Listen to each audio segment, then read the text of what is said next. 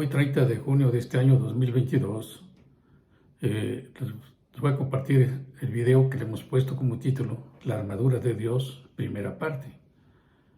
En la plática de hoy compartiré la analogía de la armadura del soldado romano con la armadura de Dios, la que debe usar un soldado de Cristo. Comenzaré leyendo en la epístola a los Efesios, capítulo 6, versículo 11, que dice así: Vestíos de toda la armadura de Dios, para que podáis estar firmes contra las acechanzas del diablo. ¿Por qué Dios nos dejó este mandamiento de vestirnos con la vestidura de Dios? Es porque los seres humanos estamos indefensos ante nuestro enemigo, el diablo y sus ángeles caídos. Los incrédulos no buscan a Dios por la razón de que el diablo y su ejército de millones de demonios los tienen cegados, controlados y muertos espiritualmente. No saben dónde pasará la eternidad después de la muerte. Muchos confían en sus buenas obras, porque desconocen que el pecado los mató en el espíritu y que están separados de Dios por toda la eternidad. Como creyentes tenemos la seguridad de que estaremos eternamente en el cielo con Dios, no por méritos propios, sino porque Cristo nos salvó de ir al infierno, pues Él pagó nuestros pecados en la cruz del Calvario. Al aceptar a Cristo como nuestro Señor y Salvador de nuestras almas, Dios nos otorgó el derecho de ir con Él al cielo, donde viviremos la eternidad. Pero mientras seguimos vivos aquí en la tierra, no estamos exentos de los ataques del diablo. Por el contrario, somos más atacados. Por eso Dios nos advierte de que el diablo, el eterno enemigo de Dios y de las almas, nos odia y constantemente busca nuestra destrucción. Ya no puede mandarnos al infierno, porque Cristo nos rescató. Pero Dios, por el amor eterno con que nos ama, diseñó para nuestro cuidado y defensa de nuestras vidas y de nuestro ministerio una armadura divina que nos asegura la victoria constante, completa y eterna sobre el diablo y sobre su ejército de demonios. Dios nos provee de la mejor armadura que un soldado de Cristo puede usar para defendernos y que nos hace invencibles en el mundo espiritual. El diablo y sus demonios siempre nos atacan, pero siempre los venceremos por la gracia de Dios. El diablo constantemente y diariamente lanza contra nosotros dardos de fuego para hacernos mal, pero todo dardo se impacta en la armadura de Dios sin dañarnos y son apagados inmediatamente. Nunca olvidemos que Dios nos dice que nuestra lucha no es carnal, es espiritual, contra fuerzas espirituales de maldad. Nuestros enemigos son invisibles. No podemos verlos. Ellos sí nos ven y nos espían día y noche, porque cuidan del reino de su amo, del reino de Satanás. Cuidan que ninguno de sus súbditos se les revele, que no se les salgan de su control, pero no tienen poder suficiente para dominar a todos los humanos.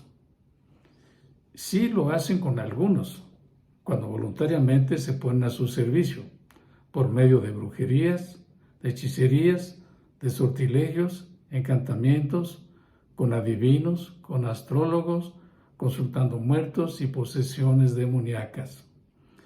Satanás tiene un control absoluto de todas estas cosas demoníacas con su ejército diabólico, a tal grado que diseñó una estrategia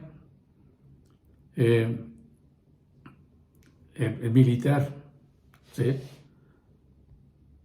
Muy organizada, muy bien organizada, mejor que los mejores ejércitos del hombre, con mandos y jerarquías bien definidas en el ejército invisible, desde soldados rasos hasta generales de 5 estrellas y gobernadores de las tinieblas. Todos son tan eficientes en su labor de maldad que no los podemos vencer de ninguna manera o con ningún arma forjada por el hombre o humanamente. solamente con armas espirituales que Dios nuestro Creador nos provee generosamente. Somos fortalecidos con la presencia de Dios en nuestras vidas. Les voy a leer el versículo de Efesios 6:10 que dice: Por lo demás, hermanos míos, fortaleceos en el Señor y el poder de su fuerza. Fortalecerse con la fuerza del Señor es confiar plenamente en su poder, el cual nos acompaña.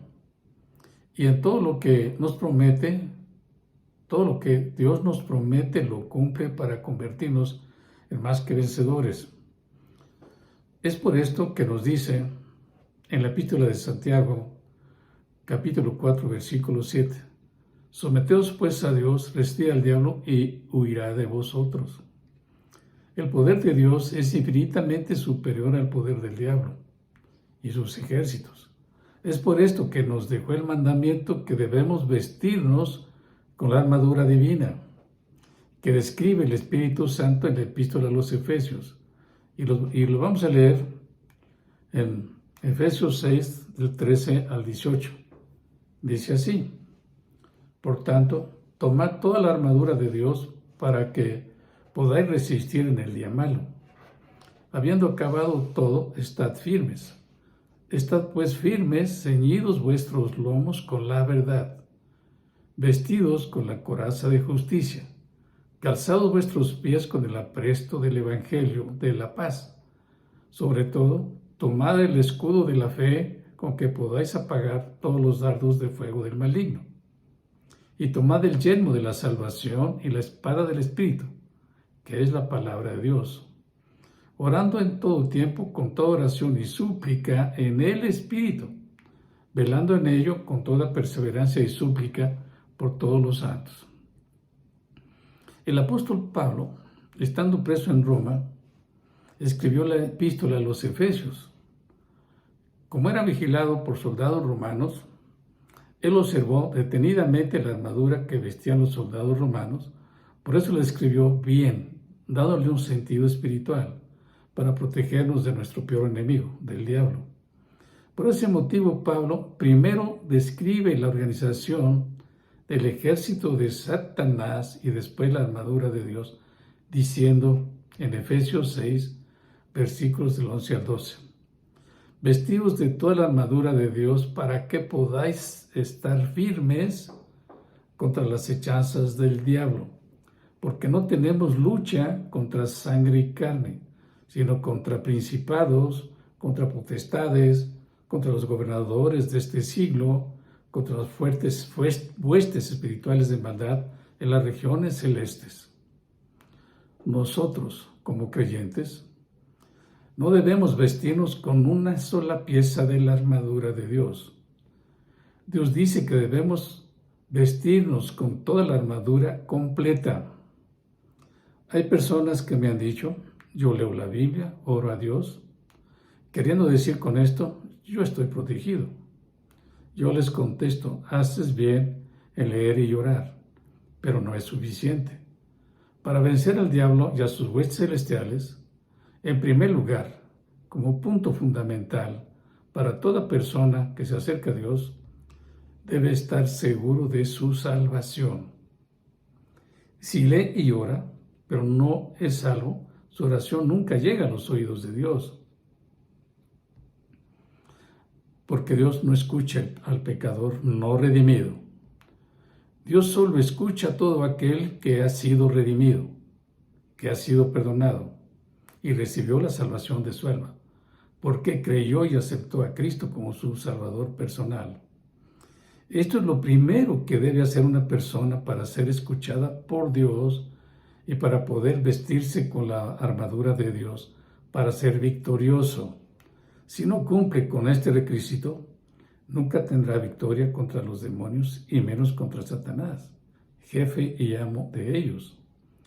Obtenida la salvación, ya podrá vestirse con la armadura divina que Dios le provee. Podrá vencer a su peor enemigo solo por la presencia de Dios en el creyente o en esa persona. El verdadero creyente es aquella persona que tiene el sello del Espíritu Santo en su corazón. El Espíritu Santo mora en él y por su presencia el diablo huye de los creyentes. Vamos a leer nuevamente en la epístola de Santiago, capítulo 4, versículo 7, que dice: someteos pues a Dios, resistid al diablo y huirá de vosotros. Para que todos los creyentes puedan cuidarse del diablo y de su gran maldad, deben someterse a Dios. Y el poder de Dios nos da autoridad para vencer y para que el diablo y sus demonios huyan de nosotros. Es muy importante conocer la estructura de las fuerzas satánicas. Para eso les describiré al ejército de Satanás. Después, en la segunda parte, les explicaré el significado de cada pieza de la armadura de Dios. Teniendo conocimiento de estas cosas, entenderemos mucho mejor la razón por qué Dios nos manda a cubrir nuestros cuerpos y todo nuestro ser con atavíos espirituales. Lo primero en que Dios nos hace poner atención es que nuestra lucha no es contra carne y sangre. No es una lucha corporal, no es hombre contra hombre, no es carnal. Si así fuera, podemos vencer al enemigo, aunque muchas veces sea más fuerte que nosotros. Pues en un caso así, la habilidad y agilidad puede ser decisiva y podemos vencer. Pero el Señor nos enfatiza que nuestra lucha es contra principados. Estos son los que en los reinos terrenales controlan y manipulan a los primeros ministros de los gobiernos en el mundo. Son príncipes de las tinieblas, son demonios con poder y hacen equipo para ayudar a otros demonios con más poder para controlar al mundo. Y son entre los segundos con más poder después de Satanás. Satanás es el príncipe de este mundo y los principados son los que le siguen en importancia en su gobierno diabólico. Para confirmar esto leemos Efesios 2, versículo 2. Dice: en los cuales anduviste en otro tiempo, siguiendo las corrientes de este mundo, conforme al príncipe de la potestad del aire, el espíritu que ahora opera en los hijos de desobediencia. El diablo, que es el mismo Satanás, es el príncipe de la potestad del aire. Este príncipe es a quien mucha gente adora como Dios, escrito en la Biblia con D minúscula, como lo leemos en la segunda epístola a los Corintios, capítulo 4, versículos 3 al 4. Dice: pero si nuestro evangelio está aún encubierto, entre los que se pierden está encubierto, en los cuales el Dios de este siglo cegó el entendimiento de los incrédulos para que no les resplandezca la luz del evangelio de la gloria de Cristo, el cual es la imagen de Dios. Como han oído, el diablo ciega a los incrédulos para que no resplandezca la luz del evangelio, para que no crean en Cristo. Por eso el diablo ha inventado miles de religiones en el mundo. En todas aseguran que tienen la verdad, pero es mentira. Son engañados y los manda al infierno. También el Espíritu Santo nos exhorta a estar atentos a quien seguimos o adoramos, pues muchas veces el diablo se disfraza como ángel de luz para engañar a cuantos pueda con sus artimañas. Leamos ahora 2 Corintios 11, versículo 14. Dice: y no es maravilla, porque el mismo Satanás se disfraza como ángel de luz. Esto significa que el diablo pregona libertad y salvación por obras o por méritos humanos, algo muy contrario a lo que dice Dios y dejó como requisito para salvación y vida eterna. En el versículo que sigue, Dios nos advierte que sus ministros, muchos de ellos principados o simples demonios, también se disfrazan como buenos mensajeros de Dios. Segunda epístola a los Corintios 11, versículo 15. Así que no es extraño si también sus ministros se disfrazan como ministros de justicia, cuyo fin será conforme a sus obras. Esto significa que las obras en las que hace confiar a los hombres para salvarse, estos terminan en el lago que arde con fuego y azufre. Esto Dios lo dice en Apocalipsis 20, versículo 12. Dice así: vi a los muertos, grandes y pequeños, de pie ante Dios, y los libros fueron abiertos, y otro libro fue abierto, el cual es el libro de la vida. Y fueron juzgados los muertos por las cosas que estaban escritas en los libros según sus obras. En el versículo 15, Dios nos dice a dónde fueron lanzados los hombres y mujeres que fueron juzgados según sus obras. Apocalipsis 20:15. Y el que no se halló inscrito en el libro de la vida fue lanzado al lago de fuego. El lago de fuego es el infierno eterno. Estas cosas y mentiras de Satanás son algunas de las muchas artimañas del diablo y sus demonios para condenar las almas. Razón de sobra para obedecer a Dios y cubrirnos con la armadura de Dios. El segundo grupo de demonios mencionados es contra potestades. Estos son demonios de la clase Krator, Dios les llama potestades porque son los encargados de poseer a los líderes de cada país en el mundo, a reyes y presidentes. Un gobernante poseído por estos demonios no tiene voluntad propia. Hace todo lo que el demonio decide que debe hacer. Se convierten en títeres y marionetas. Son los que ordenan a sus ministros imponer leyes injustas para mantenerse en el poder, como los dictadores. Los Krators son el brazo derecho de Satanás para controlar a su antojo a los pueblos del mundo y guiarlos hacia la destrucción. El tercer grupo lo forman los gobernadores de las tinieblas. Estos son demonios que controlan y dirigen a los ejércitos invisibles de Satanás y envían a otros demonios de menor jerarquía, vayan y actúan hasta el último rincón de la tierra para tener sometido a los humanos a la voluntad del diablo. Confirmándonos Dios con esto que el mundo está bajo el dominio del maligno. El cuarto grupo son las huestes de maldad de las regiones celestes. En realidad, en este grupo están incluidos todos los demonios del universo en todas sus jerarquías y funciones que radican en regiones celestes, es decir, los demonios viven en otros mundos. Aquí Dios también hace referencia a demonios comunes o de menor rango, como son los fantasmas, espíritus chocarreros, gnomos, duendes, etc.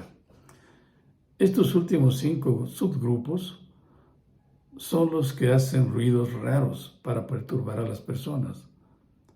Producen ruidos tales como se oye que cae una vajilla, se rompen los platos.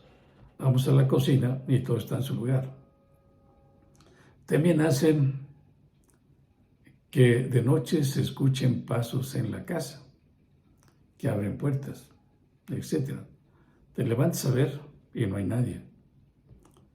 A grandes rasgos, este es el ejército de demonios que sirven a su amo, a Satanás o diablo.